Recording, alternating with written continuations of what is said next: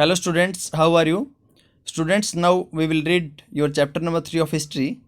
Delhi first became the capital of a kingdom under the Tomar Rajputs, who were defeated in the middle of the 12th century by the Chauhans, also referred to as Chahmans of Ajmer. Students, Delhi सबसे पहले तोमर राजपूत की capital बनी थी। राजपूतों में community होती है जिनको तोमर राजपूत कहते हैं, तो उनकी कैपिटल बनी थी दिल्ली सबसे पहले। स्टूडेंट्स, तोमर राजपूत को राजपूतों की ही दूसरी कम्युनिटी जिनको चौहान कहते हैं हम, उन्होंने डिफीट कर दिया 12th सेंचुरी में। और अब दिल्ली किसकी कैपिटल बन गई? चौहानों की। तो पहले तो तोमर राजपूत की कैपिटल बनी दिल्ली, और उसके बाद किसकी बन गई? चौहान राजपूतों की। कब? 12th सेंचुरी में।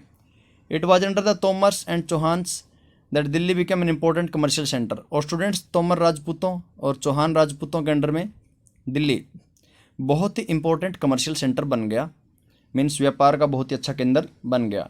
तोमर राजपूत और चौहानों के अंडर में स्टूडेंट्स दिल्ली में अनेक जैन मर्चेंट भी रहते थे। जैन रिलीजन के बारे में आपने 6th क्लास में पढ़ा था।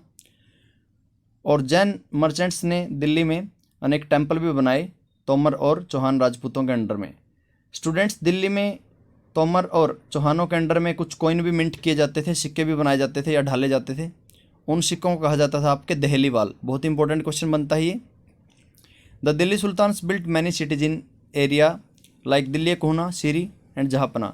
स्टूडेंट्स, दिल्ली के सुल्तानों ने दिल्ली के अंदर कुछ छोटे छोटे शहर बनाए और उन शहरों का नाम था दिल्ली कोहना, सीरी और जहाँपना। स्टूडेंट्स, चौहानों का सबसे फेमस रूलर था पृथ्वीराज चौहान, जिसने 1175 से 1192 तक रूल किया। The first dynasty of the Delhi Sultanat was the slave dynasty which ruled from 1206 two 1290। Student, Delhi Sultanat की पहली डायनेस्टी थी स्लेव डायनेस्टी। और स्लेव डायनेस्टी का टाइम कब से कब तक था? 1206 से 1290 के बीच में। तो स्लेव डायनेस्टी को अर्ली टर्किश डायनेस्टी भी कहते हैं, क्योंकि ये तुर्की के थे। तुर्की एक वेस्ट एशिया में कंट्री है स्टूडेंट्स। तो स्लेव डायनेस्टी के रूलर्स देखते हैं कौन कौन थे। सबसे पहले स्लेव डायनेस्टी का या दिल्ली सल्तनत का जो रूलर था वो था कुतुबुद्दीन ऐबक। कुतुबुद्दीन ऐबक का रूल रहा स्टूडेंट्स 1206 से 1210 के बीच में। तो ये स्लेव डायनेस्टी का भी पहला रूलर था। इसके साथ साथ ये दिल्ली सल्तनत का भी पहला रूलर था। और दिल्ली सल्तनत कब से कब तक रही स्टूडेंट्स? 1206 से लेकर के 1526 तक। तो दिल्ली सल्तनत का पहला रूलर था ये। इसने कुतुब मीनार का कंस्ट्रक्शन स्टार्ट किया स्टूडेंट्स। किसने? कुतुबुद्दीन ऐबक ने। अब कुतुबुद्दीन ऐबक के बाद स्लेव डायनेस्टी का दूसरा रूलर था शमसुद्दीन इल्तुतमिश। शमसुद्दीन इल्तुतमिश का रूल रहा स्टूडेंट्स 1210 से 1236 के बीच में। शमसुद्दीन इल्तुतमिश स्टूडेंट्स ये कुतुबुद्दीन ऐबक का सन इन लॉ था, मीन्स उसका दामाद था। इसने कुतुब मीनार के कंस्ट्रक्शन को कंप्लीट करवाया। कुतुबुद्दीन ऐबक ने कुतुब मीनार का कंस्ट्रक्शन स्टार्ट करवाया था और इसने कंप्लीट करवाया था। रजिया सुल्तान के बारे में बात करते हैं स्टूडेंट्स। रजिया सुल्तान का रूल था 1236 से 1240। ये इल्तुतमिश की बेटी थी और ये इंडिया की पहली वुमेन रूलर थी। Authors of tarikh singular, tawarikh plural, wrote in Persian the language of administration under the Delhi sultans. Students, Delhi के सुल्तानों के अंडर में कुछ ऑथर होते थे, लेखक होते थे। उन लेखकों को या ऑथर्स को तारीख या तवारिक के राइटर कहा जाता था। और वो तारीख या तवारिक के राइटर्स दिल्ली के सुल्तानों की हिस्ट्री लिखते थे। स्टूडेंट्स, ये तारीख या तवारिक के राइटर पर्शियन लैंग्वेज में लिखते थे, मीन्स फारसी भाषा में लिखते थे। और पर्शियन लैंग्वेज दिल्ली के सुल्तानों की एडमिनिस्ट्रेटिव लैंग्वेज होती थी, मीन्स दिल्ली के सुल्तानों के टाइम में प्रशासन की या एडमिनिस्ट्रेशन की जो भाषा होती थी वो होती थी पर्शियन, फारसी भाषा। बर्थ राइट क्या होता students? Privileges claimed on account of birth. Privilege होता है विशेष अधिकार, मीन्स स्पेशल राइट। आपको बर्थ के अकाउंट पे, जन्म के बेस पे जो प्रिविलेजेस मिलती हैं, जो विशेष अधिकार मिलते हैं स्टूडेंट्स, उसी को बोलते हैं बर्थ राइट। रजिया सुल्तान के बारे में स्टडी करते हैं स्टूडेंट्स। इसका रूल रहा था 1236 से 1240 के बीच में। ये इल्तुतमिश की डॉटर थी, वही इल्तुतमिश जिसने कुतुब मीनार को पूरा करवाया। 1236 में रजिया सुल्तान रूलर बनी। रजिया सुल्तान के टाइम का एक क्रॉनिकलर मीन्स इतिहासकार होता था, उसका नाम था मिनहाज ए सिराज। मिनहाज ए सिराज रजिया सुल्तान के बारे में लिखता है कि रजिया सुल्तान अपने सभी भाइयों की कंपेयर में बहुत ही एबल मीन्स योग्य और क्वालिफाइड थी। She was removed from the throne in 1240। Razia Sultan को स्टूडेंट्स 1240 में थ्रोन से हटा दिया गया, गद्दी से हटा दिया गया। जेंडर डिस्टिंक्शंस, जो वीमेन और मैन के बीच में भेदभाव होते हैं, सोशली और बायोलॉजिकली डिफरेंस होते हैं, उन्हीं को बोलते हैं जेंडर डिस्टिंक्शन। रुद्रमा देवी के बारे में बात करते हैं स्टूडेंट्स। इसका रूल रहा था 1262 से और 1289 के बीच में, 1262 से लेकर के 1289 के बीच में। तो वो काकतीय डायनेस्टी की रूलर थी। डायनेस्टी का होता है राजवंश, राजाओं का एक वंश होता है जिसमें एक ही परिवार के लोग रूलर बनते हैं, उसको बोलते हैं डायनेस्टी। तो रानी रुद्रमा ये काकतीय डायनेस्टी की रूलर थी और वारंगल जो कि आज प्रेजेंट डे आंध्र प्रदेश में है, वहाँ पे ये रूल करती थी। अभी हम बात करते हैं क्वीन दिदा के बारे में। 1980 से 1003 के बीच में इसका रूल रहा है। ये कश्मीर की क्वीन थी रानी दिदा।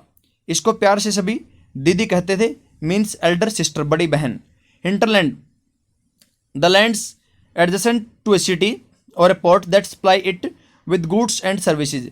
स्टूडेंट्स, पोर्ट या सिटी से जुड़ी हुई कोई ज़मीन होती है जो पोर्ट या सिटी को गुड्स और सर्विस सप्लाई करती है, उसको बोलते हैं हिंटरलैंड। मेनलैंड से दूर की जो ज़मीन होती है स्टूडेंट्स, उसको बोलते हैं हिंटरलैंड।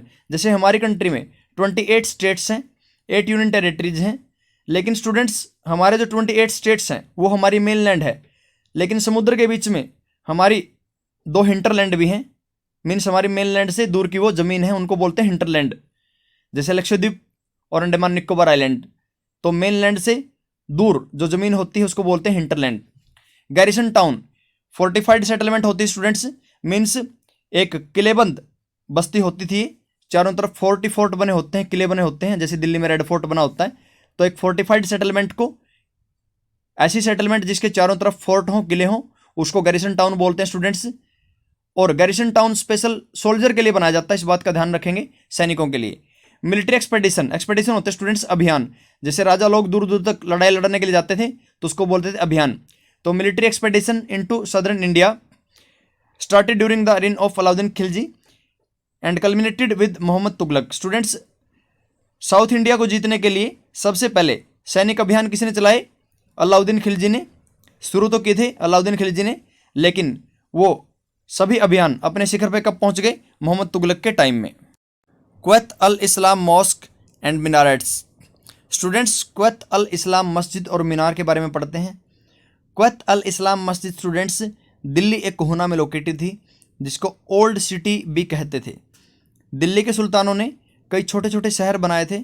उन शहरों में से जो सबसे पहला शहर था वो था दिल्ली एक कोहना, और दिल्ली एक कोहना में ही क्वैत अल इस्लाम मस्जिद और मीनार लोकेटेड थी। The mosque was enlarged by Iltutmish and Alauddin Khilji. Students, Quwwat al Islam mosque को, मस्जिद को किसने बड़ा किया? इल्तुतमिश और अलाउद्दीन खिलजी ने। The minar was built by 2 sultans, Qutbuddin Aibak and Iltutmish. Students, जो क्वैत अल इस्लाम मॉस्क के साथ में जो मीनार है, उस मीनार को 2 सुल्तानों ने बनाया। एक का नाम था कुतुबुद्दीन ऐबक और दूसरा था इल्तुतमिश। बेगमपुरी मॉस्क, बेगमपुरी मस्जिद के बारे में पढ़ते हैं स्टूडेंट्स। मोहम्मद तुगलक के शासनकाल में बनी थी, उसके ऋण में बनी थी। It was the main mosque of Jahanpanah. तो ये जहाँपना में लोकेटेड थी। मैंने बताया था दिल्ली के सुल्तानों ने कई शहर बनाए थे छोटे छोटे, जैसे दिल्ली एक कोहना, जहाँपना, सिरी फोर्ट। तो स्टूडेंट्स, दिल्ली एक कोहना में तो थी क्वैत अल इस्लाम मॉस्क, और जहाँपना में कौन सी मॉस्क थी? बेगमपुरी मॉस्क। और जहाँपना को क्या बोलते हैं? Century of the world. बहुत इंपॉर्टेंट क्वेश्चन बनता है स्टूडेंट्स, जहाँपना का मतलब क्या होता है? Jahanpanah was the new capital of Mohammad Tughlaq in Delhi. Students, Delhi का एक रूलर रहा है दिल्ली सल्तनत के टाइम में मोहम्मद तुगलक की कैपिटल रही है जहाँपना, और जहाँपना में ही बेगमपुरी मॉस्क लोकेटेड थी। मस्जिद के बारे में पढ़ते हैं students. A mask is called a मस्जिद। मॉस्क को मस्जिद कहते हैं अरेबिक लैंग्वेज के अंदर।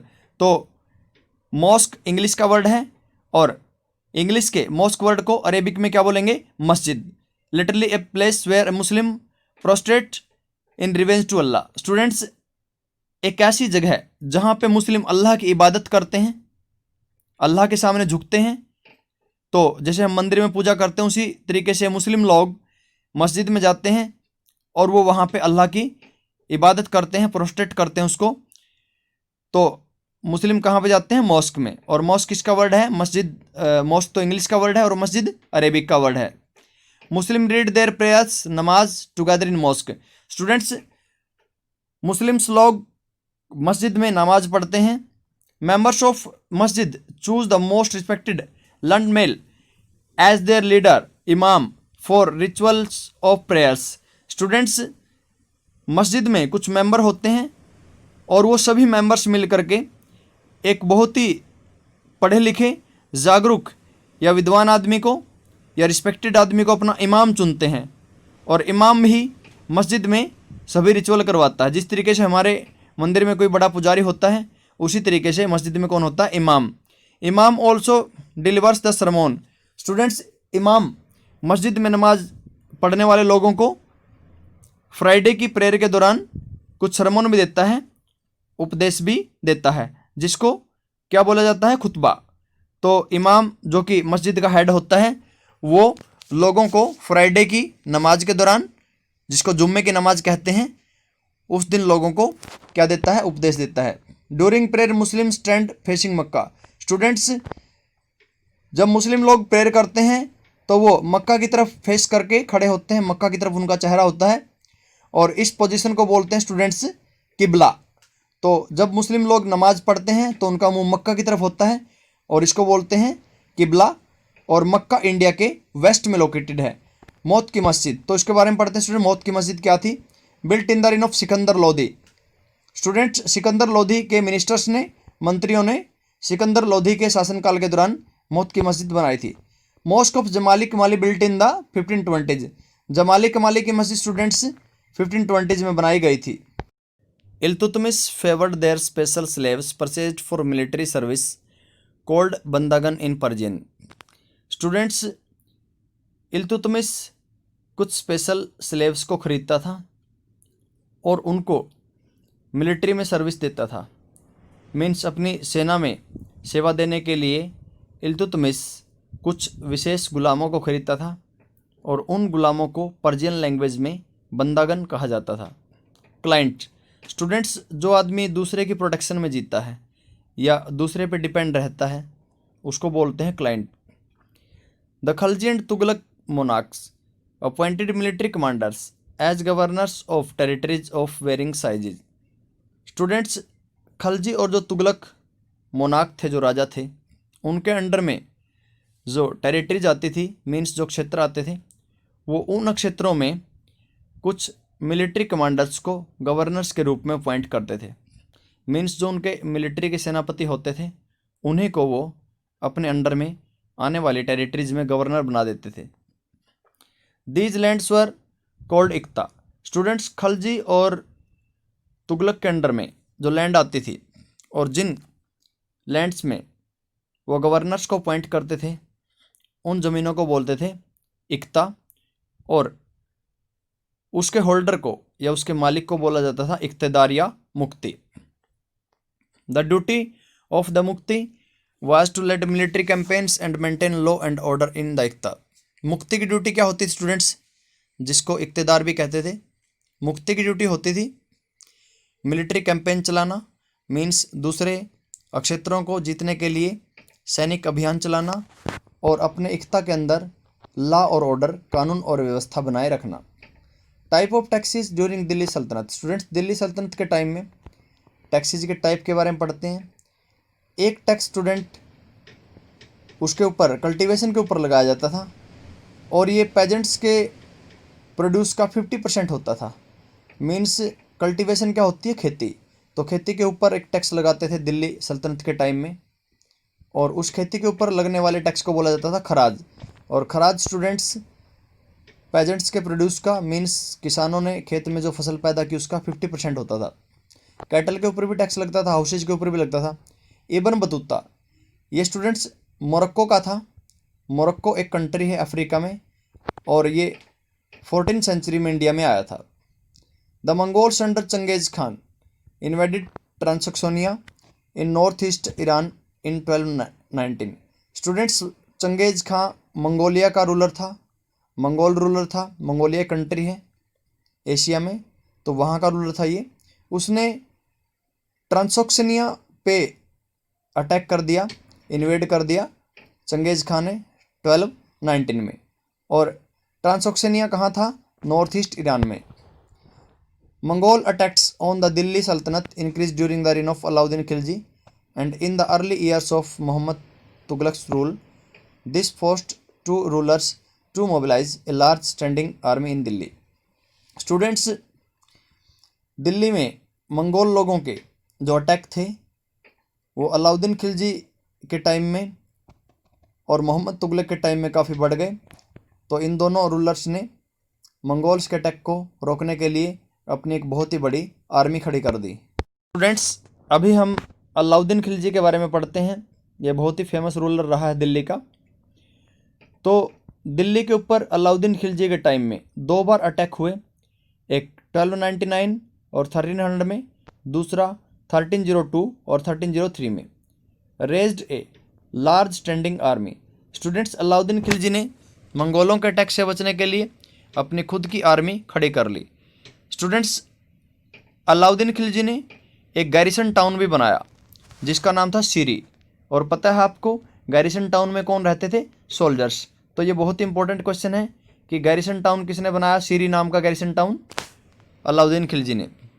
स्टूडेंट्स, उसने जो पेजेंट्स की उपज होती थी, मीन्स किसानों की जो पैदावार होती थी, उसके ऊपर उसने 50% टैक्स फिक्स कर दिया। किसने? अलाउद्दीन खिलजी ने। और स्टूडेंट्स, गंगा और यमुना दोआब में भी उसने टैक्स लगा दिया। गंगा और यमुना के बीच में जो ज़मीन आती थी वहाँ पे अलाउद्दीन खिलजी ने किसानों पे टैक्स लगा दिया, क्योंकि उसको सोल्जर्स को फीड करना था, सोल्जर्स को खाने के लिए राशन देना था। Alauddin choose to pay his soldiers salary in case rather than इक्ता। स्टूडेंट्स, अलाउद्दीन खिलजी अपने सोल्जर्स को सैलरी देता था, वो इक्ते का मालिक नहीं बनाता था अपने सोल्जर्स को। मीन्स किसी भी इक्ते का इक्तादार वो अपने सैनिकों को नहीं बनाता था, तो है ना, वो अपने सैनिकों को सीधी सैलरी देता था कैश के रूप में, नकदी पैसे के रूप में। स्टूडेंट्स, उसने मंगोल के इन्वेजन को भी सक्सेसफुली तरीके से उसका सामना किया। मंगोल इन्वेजन का भी किसने? अलाउद्दीन खिलजी ने। अभी हम पढ़ते हैं स्टूडेंट्स मोहम्मद बिन तुगलक के बारे में। मोहम्मद बिन तुगलक ने भी अलाउद्दीन खिलजी की तरह बहुत ही बड़ी स्टैंडिंग आर्मी खड़ी कर ली। इसके टाइम में भी मंगोलों ने अटैक किए थे। स्टूडेंट्स, अब बहुत इंपॉर्टेंट क्वेश्चन बनता है कि मोहम्मद बिन तुगलक ने अपनी कैपिटल कहाँ से कहाँ शिफ्ट कर दी। दिल्ली से अपनी कैपिटल उसने साउथ इंडिया में दौलताबाद में अपनी कैपिटल शिफ्ट कर दी। मीन्स दिल्ली के लोगों को वो दौलताबाद ले गया, और ये उसका बहुत ही मूर्खतापूर्ण फैसला था। उसने भी स्टूडेंट्स अलाउद्दीन खिलजी की तरह अपने सैनिकों को नकदी सैलरी देना स्टार्ट कर दिया, कैश सैलरी देनी शुरू कर दी। और एक ये बहुत ही इंपॉर्टेंट क्वेश्चन बनता है स्टूडेंट्स की टोकन करेंसी किसने चलाई प्राइस को कंट्रोल करने के लिए? टोकन करेंसी चलाई स्टूडेंट्स मोहम्मद बिन तुगलक ने। After the Tughlaqs, the Syed and Lodhi dynasties ruled from Delhi and Agra until 1526। Students, Tughlaq के बाद में, तुगलक डायनेस्टी के बाद में दिल्ली पे सैयद और लोधी डायनेस्टी ने रूल किया। और लोधी डायनेस्टी का अंतिम रूलर कौन था स्टूडेंट्स? इब्राहिम लोधी। और वो दिल्ली सल्तनत का भी अंतिम रूलर था। और फिर दिल्ली सल्तनत ख़त्म कब हुई? 1526 में। उसके बाद स्टूडेंट्स मुगल एम्पायर आ जाता है। सूर डायनेस्टी के बारे में पढ़ते हैं स्टूडेंट्स। सूर डायनेस्टी 15 ईयर रही, सिर्फ 15 साल के लिए रही, 1540 से 1555 तक। सूर डायनेस्टी का सबसे फेमस रूलर था शेरशाह सूर, और शेरशाह सूर का रूल स्टूडेंट्स रूल रहा 1540 से 1545 के बीच में। He started his career as manager of a small territory for his uncle in Bihar and eventually challenge and defeated the Mughal emperor Humayun. HUMAYUN आएगा यहाँ पे, स्पेलिंग ठीक कर लेना, हुमायूं आएगा। 1530 और 1540, 1555, 1556 से। स्टूडेंट शेरशाह सूरी ने अपने अंकल के साथ काम करना शुरू किया था। शुरुआत में वो बिहार का मैनेजर था, उसके अंकल ने उसको बिहार का मैनेजर बनाया था, लेकिन अंत में वो दिल्ली का रूलर बन गया। और उसने दिल्ली के जो मुगल शासक थे हुमायूं, जिनका रूल 1530 से 1540 और 1555 से 1556 के बीच में था, हुमायूं को उसने डिफीट किया शेरशाह सूरी ने। स्टूडेंट्स, शेरशाह सूरी ने हुमायूं को हरा करके, जो कि मुगल रूलर था, खुद की सूर डायनेस्टी दिल्ली में एस्टेब्लिश कर ली। तो सूर डायनेस्टी को किसने एस्टेब्लिश किया? शेरशाह सूरी ने। स्टूडेंट, शेरशाह सूरी बहुत ही अच्छा रूलर था और उसने कई डेवलपमेंट के काम भी किए, और शेरशाह सूरी के रूल रेगुलेशन और उसके नियम और उसके मॉडल को महान मुगल शासक अकबर ने भी फॉलो किया। अकबर का रूल था स्टूडेंट्स 1556 से 1605 के बीच में। थ्री ऑर्डर का सिस्टम, ये थोड़ा वर्ल्ड हिस्ट्री का टॉपिक है स्टूडेंट्स। थ्री ऑर्डर का सिस्टम 11वीं सेंचुरी में फ्रांस में शुरू होता है। थ्री ऑर्डर के सिस्टम के तहत सोसाइटी 3 ऑर्डर में डिवाइड होती है। एक तो प्रे करने वाले होते थे, दूसरे फोर्ट लड़ाई लड़ने वाले, और तीसरे होते थे लैंड को टिल करने वाले। एक तो पुजारी, दूसरे वॉरियर योद्धा, और तीसरे किसान। तो 3 ऑर्डर के तहत प्रे करने वाले, फोर्ट करने वाले और टिल्ड करने वाले 3 ग्रुप बन गए यूरोप की सोसाइटी में और खासकर फ्रांस की सोसाइटी में। This division of society into 3 orders was supported by church to consolidate its dominant role in the society. Society जब स्टूडेंट्स 3 ऑर्डर में डिवाइड हुई तो पूरी सोसाइटी पे किसका डोमिनेट हो गया, किसका प्रभाव ज़्यादा हो गया? चर्च का। This help the emergence of a new warrior group called knights. Students, 3 order का एक रिजल्ट हुआ कि एक नया योद्धाओं का, वॉरियर का एक नया ग्रुप आ गया और उनको बोलते थे knights. Peace of God students, ये चर्च ने दिया था आइडिया यूरोप में। जो चर्च कौन होता है? जहाँ पे क्रिश्चियन लोग पूजा करते हैं। जैसे हम मंदिर में जाते हैं तो क्रिश्चियन लोग कहाँ पे जाते हैं? चर्च में। तो पीस ऑफ गॉड का आइडिया चर्च ने दिया था students. Church used knight to propagate their idea of peace of God. Students, जो पीस ऑफ गॉड का आइडिया चर्च ने दिया, उस अपने आइडिया का प्रचार प्रसार करने के लिए चर्च ने किसका यूज किया? नाइट का। नाइट कौन था? एक यूरोप का वॉरियर ग्रुप। क्रूसेड्स, क्रूसेड्स होते हैं स्टूडेंट्स धर्म युद्ध। जब 2 धर्मों के लोग आपस में लड़ने लग जाएं किसी जगह को लेकर के, उसको बोलते हैं क्रूसेड, धर्म युद्ध। स्टूडेंट्स, इजराइल के अंदर एक शहर है जेरूसलम। तो जेरूसलम शहर पे कब्जे को लेकर के क्रिश्चियंस और मुस्लिम्स, ईसाइयों में और मुस्लिम्स में जो वार हुआ था उसको बोलते हैं क्रूसेड्स। इनको रिलीजियस वार भी कहते हैं, धार्मिक युद्ध भी कहते हैं।